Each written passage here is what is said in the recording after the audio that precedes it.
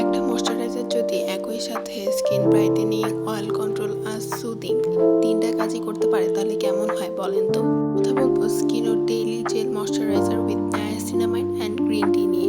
এটার main ingredients হলো niacinamide, যেটা স্কিন টোন একটু মোর ইভেন দেখাতে সাহায্য করে এবং ডার্ক স্পট বা দাগ হালকা করতে কাজ করে।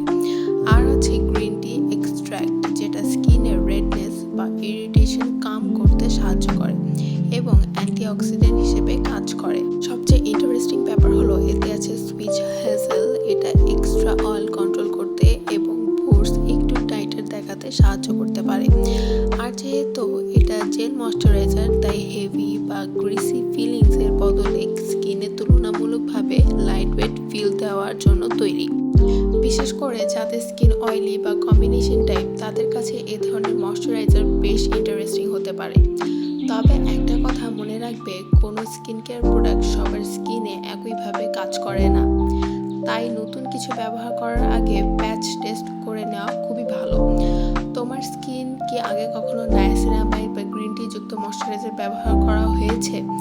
যদি ব্যবহার না করা থাকে তাহলে, আর যদি ব্যবহার করে থাকো তাহলে তোমার এক্সপিরিয়েন্সটা আমার কমেন্টে জানাতে পারো। আর এমন অনেক